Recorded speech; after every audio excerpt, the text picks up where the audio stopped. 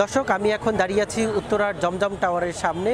এখানে কিন্তু ঠিক কয়েক ঘন্টা আগে একটি সড়ক দুর্ঘটনা ঘটেছে। আমি এখানকার পুলিশের সাথে যেটি কথা বলে জানতে পেরেছি যে পুলিশ বলছে যে ঠিক সকাল 9টা থেকে 10টার মধ্যে 60 বছরের একজন বৃদ্ধ মহিলা, তিনি রাস্তা পারাপারের সময়, ঠিক আমার পিছনে দেখতে পাচ্ছেন, রাস্তা পারাপারের সময় রায়দা পরিবহন নামে একটি বাস কিন্তু তার চাকায় পিষ্ট হয়ে জায়গায় কিন্তু আসলে মৃত্যুবরণ করেন।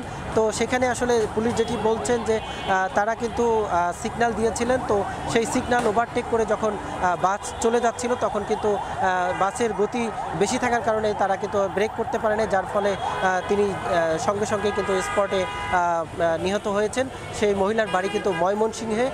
তো পুলিশ যেটি জানিয়েছেন যে ঘাতক যে বাস সেটিকে কিন্তু আটক করে উত্তরা পশ্চিম থানায় হ্যান্ডওভার করেছে এবং সেখানে কিন্তু আইনগত যত প্রক্রিয়া আছে সেটি কিন্তু তারা নিচ্ছেন এবং বলছেন যে যিনি অভিযুক্ত তাকে আসলে আইনের আওতায় আনার জন্য। তো এখানে আমরা যেটি জানতে পেরেছি যে জেনেদা বেগম তিনি একটি বাসায় আসলে জিয়ের কাজ করতেন।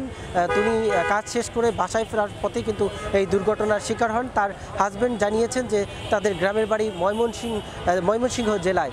তো এছাড়াও আরও একটি সড়ক দুর্ঘটনা ঘটে, সেটি হচ্ছে উত্তরার বিএনএস ভবনের সামনে টঙ্গীর কলেজ গেট থেকে মোটরসাইকেল যোগে হাজব্যান্ড ওয়াইফ উত্তরার দিকে আসার পথে কিন্তু তারা সড়ক দুর্ঘটনায় নিহত হয়। তো আমরা যদি দেখি আসলে গত 12 ঘন্টায় এই উত্তরাতে দুটি সড়ক দুর্ঘটনা ঘটেছে, তাতে কিন্তু নিহত সংখ্যা দাঁড়িয়েছে 3 জন। উত্তরা থেকে এই ছিল সড়ক দুর্ঘটনার সর্বশেষ সংবাদ।